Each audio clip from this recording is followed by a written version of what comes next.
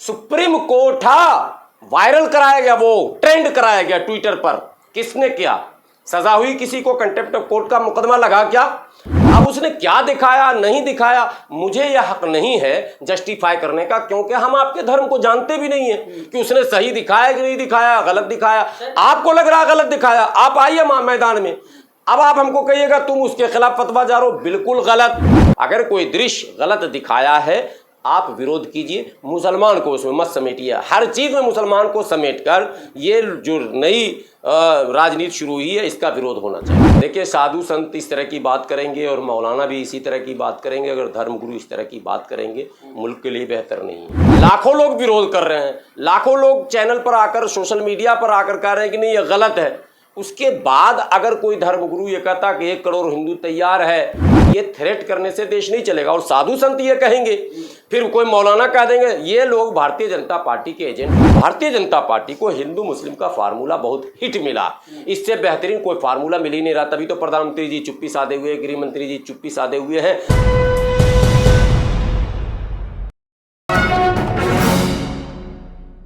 अभी एक हमारे सुप्रीम कोर्ट के जज महोदय ने एक सिर्फ टिप्पणी की, कोई फैसला नहीं दिया। आप सोचिए, अगर फैसला दे दिया होता तो क्या होता। टिप्पणी के बाद, मैं फैसला और टिप्पणी बता रहा हूं अभी, टिप्पणी के बाद जो कि सच्चाई थी, जो कि बिल्कुल 100% आईना दिखाने का काम किया था, नुपुर शर्मा पर जो सुप्रीम कोर्ट ने टिप्पणी की, आप जानते हैं ट्विटर पर क्या हुआ? सुप्रीम कोर्ट वायरल कराया गया, वो ट्रेंड कराया गया ट्विटर पर। किसने किया? सजा हुई किसी को, कंटेम्प्ट ऑफ कोर्ट का मुकदमा लगा क्या?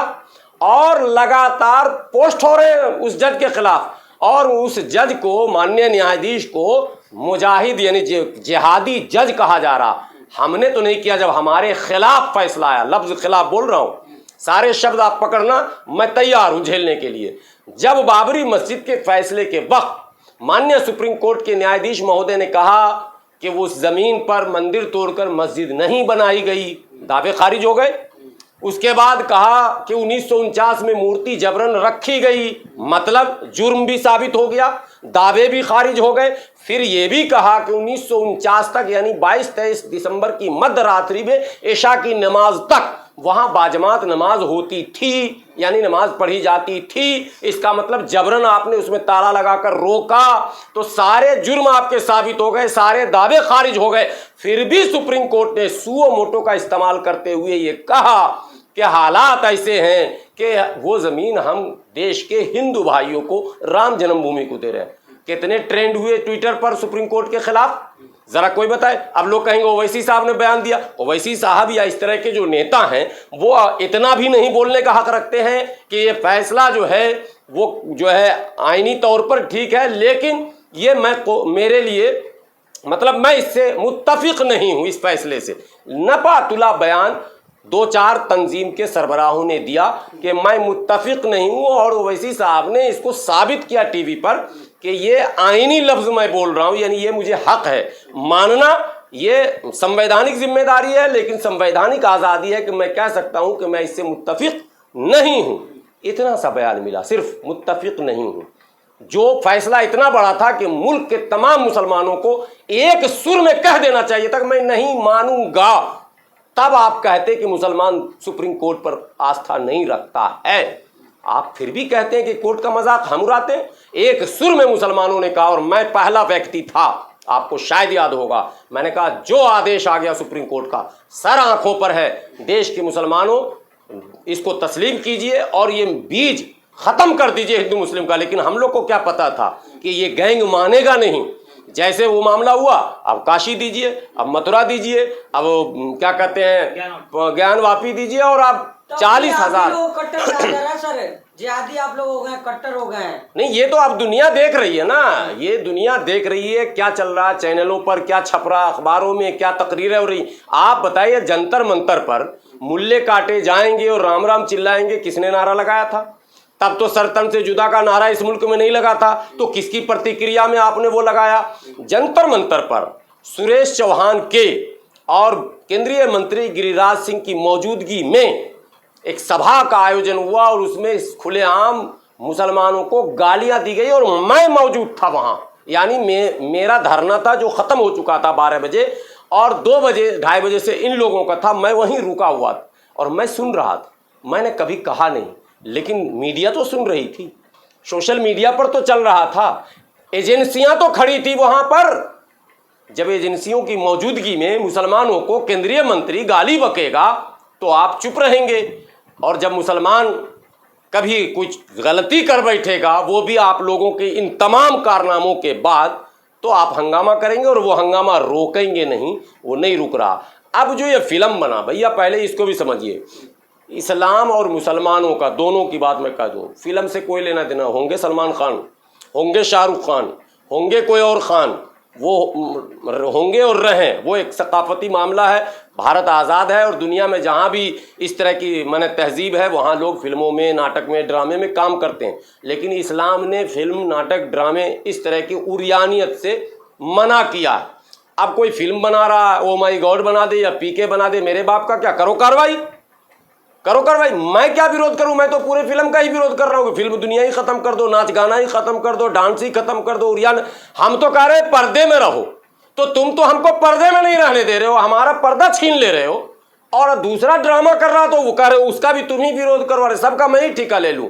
मतलब दुपट्टा छीनो तुम, तो मैंने हिजाब उतरवाओ तुम, और जब हम लोगों को बाहिजाब रहने कह रहे हैं, इस्लाम कह रहा सब कुछ पर्दे में रहे, सभ्यता संस्कृति मेंटेन हो। तमाम मजहब में पर्दे का कहा गया था, लेकिन इन्होंने कहा कि नहीं, पर्दे में नहीं कोई रहेगा।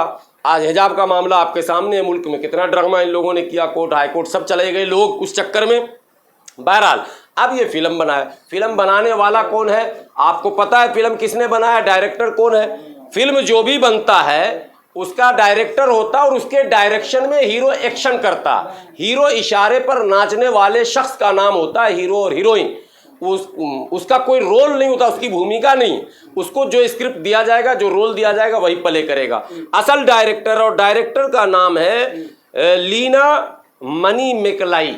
मतलब ये कोई साउथ इंडियन नॉन मुस्लिम है, ठीक है, या तो ईसाई हो सकता है या फिर हिंदू हो सकता है, साउथ इंडियन, मुसलमान नहीं है। तो भाई उस डायरेक्टर के खिलाफ आप मुकदमा कीजिए, हम आपके साथ हैं। अब उसने क्या दिखाया नहीं दिखाया, मुझे यह हक नहीं है जस्टिफाई करने का, क्योंकि हम आपके धर्म को जानते भी नहीं है कि उसने सही दिखाया कि नहीं दिखाया, गलत दिखाया। आपको लग रहा गलत दिखाया, आप आइए मैदान में, अब आप हमको कहिएगा तुम उसके खिलाफ फतवा जा रहे हो, बिल्कुल गलत।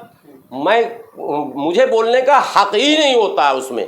भाई हमें तो ये पता ही नहीं कि उसने क्या कहा, क्या दिखाया फिल्म में। अगर कोई दृश्य गलत दिखाया है आप विरोध कीजिए, मुसलमान को उसमें मत समेटिए। हर चीज में मुसलमान को समेटकर ये जो नई राजनीति शुरू हुई है इसका विरोध होना चाहिए।